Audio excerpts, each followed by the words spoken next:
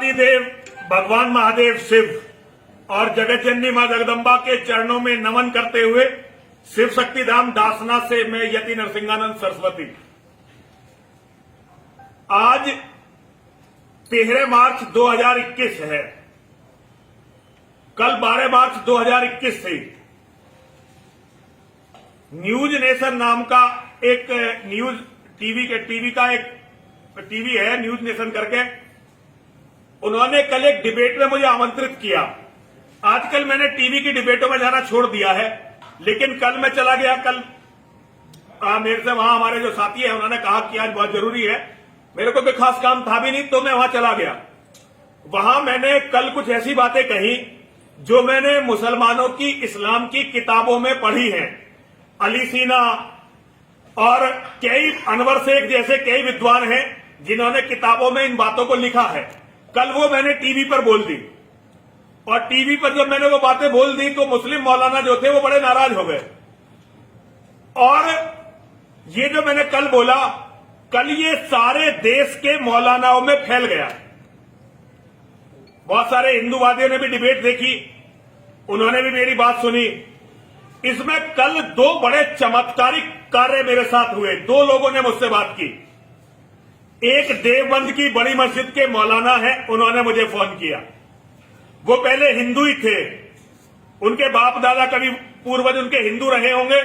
उन्होंने मुझे फोन किया मेरे एक शिष्य के माध्यम से। मैं मुसलमानों से बात नहीं करता, लेकिन देवबंद में मेरे एक शिष्य हैं। उन्होंने जब बहुत रिक्वेस्ट मुझसे की तो मैं मौलाना से बात करने को राजी हो गया, तैयार हो गया, और मौलाना ने मुझसे व्हाट्सएप कॉल पर बात की।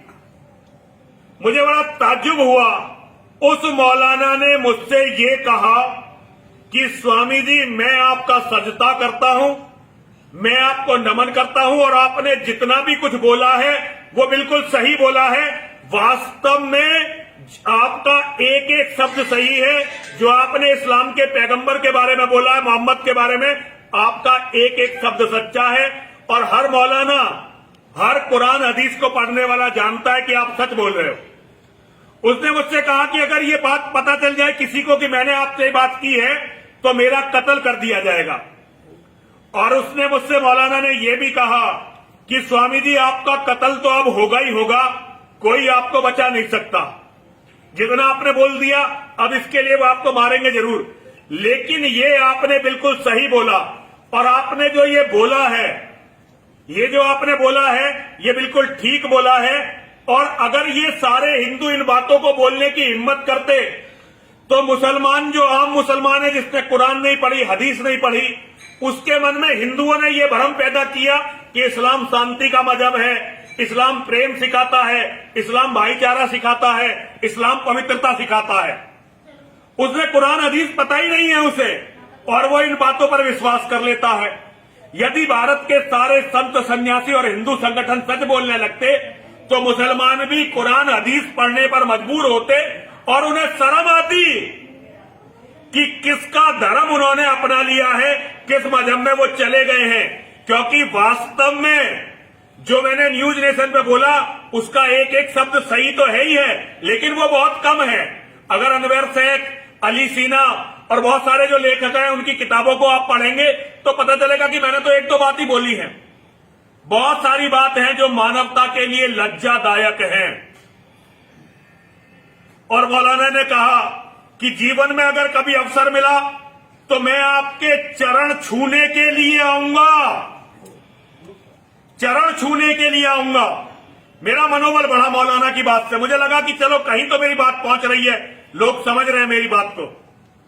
ये बात होने के बाद 2 घंटे बाद मुझ पर एक हिंदू नेता का, हिंदूवादी बहुत बड़ा संगठन है, उसके एक नेता का फोन आया जो दुर्भाग्य से मेरे मित्र भी रहे हैं, और मैं चाहता हूं कि ये वीडियो उन तक जरूर पहुंचे। उन्होंने फोन करके मुझसे कहा कि स्वामी जी, अब इन बातों से क्या हो जाएगा। मैंने कहा क्या मतलब आपका? उन्होंने कहा स्वामी जी, जो आपने न्यूज नेशन पर बोला, इन बातों से अब क्या फायदा है? अब तो मुसलमान भारत में 30 करोड़ हो गए हैं, हम इन्हें कहीं हिंद महासागर में तो फेंक नहीं सकते। अब इन बातों को करके केवल माहौल खराब होगा। मैंने कहा मैं ये नहीं कह रहा कि मुसलमानों को हिंद महासागर में फेंक दो, लेकिन जो सवाल मैं उठा रहा हूं वो ये है कि मेरे बच्चों को भी जिंदा रहने का उतना ही अधिकार है जितना किसी और के बच्चे को है। और वो सारे लोग जो कुरान, हदीस और मोहम्मद की जीवनी से चलते हैं, उनका ये लक्ष्य है। तो उन्होंने कहा स्वामी जी आपकी सारी बात सही है, लेकिन अब इन बातों से कुछ भी नहीं होने वाला है, आप ये बातें ना करें। और उन्होंने बड़ी मीठी मीठी मुझे गोलियां दी और एक तरह से धमकी दी, स्वामी जी आपको मार देंगे, हमारे लिए आपकी जान की बड़ी कीमत है, हम आपसे बड़ा प्यार करते हैं, आप यदि मर गए तो हिंदुओं का बड़ा नुकसान हो जाएगा, आपके जैसा कोई नहीं है, आप इन बातों को ना करें। मैं जो हिंदू मुझसे ये कहते हैं कि मेरा जीवन बड़ा कीमती है, मैं उनसे कहना चाहता हूं, यदि मेरा जीवन कीमती है तो जिस चीज के लिए मैंने अपना पूरा जीवन दे दिया उन बातों को फॉलो करो, उन बातों को फॉलो करो। ये मत करो कि जीवन बड़ा कीमती है, सच के लिए मत लड़ो। अरे सच से कीमती कुछ भी नहीं होता। सच के लिए यदि करोड़ नरसिंहानंद भी अपने प्राण दे दे तो कोई फर्क नहीं पड़ता।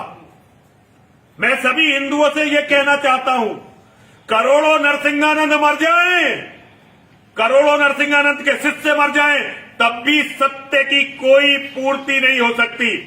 हर कीमत पर सत्य बोलना और धर्म के लिए लड़ना, ये हर सनातन के मानने वाले का कर्तव्य है। हिंदुओं, मैं तुमसे कहना चाहता हूं, यदि तुम सच बोलोगे तभी जिंदा रहने की राह बनेगी और मुस्लिम मौलाना भी तुम्हारी बात को सच मानेंगे। और तुम अगर झूठ बोलकर उनकी चमचागिरी, उनकी चापलूसी करते रहोगे तो वो समझ जाएंगे कि इस कौम में बिल्कुल भी दम नहीं है, इस कौम में बिल्कुल भी दम नहीं है और वो तुम्हारे बच्चों तक को खा जाएंगे। अब ये तुम पर है कि तुम ऐसे कायर संगठनों का, ऐसे कायर नेताओं का को फॉलो करते हुए अपने बच्चों को मरवाओगे या कभी मेरी बात मानोगे भी। ये सब तुम पर है, जो होना तुम्हारा होना। हमें तो मुसलमान मार ही देंगे, इसमें कोई शक नहीं है। जिहादी मुझे मार के छोड़ेंगे, कोई शक नहीं है। लेकिन मैं हंसता हुआ मरूंगा, क्योंकि मुझे मेरे धर्म ने, मेरे भगवान ने मुझे यही सिखाया है कि धर्म के लिए मिटने वाले सदैव के लिए उनकी गोद में जाकर बैठ जाते हैं। मैं अपने परम पिता की गोद में जाकर बैठ जाऊं, इससे ज्यादा सम्मान की बात मेरे लिए कुछ भी नहीं हो सकती। लेकिन आप सोचिए कि आपको परमात्मा की गोद में जाना है या कीड़े मकोड़ों की तरह मरकर हमेशा के लिए घूमते रहना है और नरक के लिए भी तरस जाना है, ये आपकी इच्छा है। हर हर महादेव, हर हर महादेव, हर हर महादेव।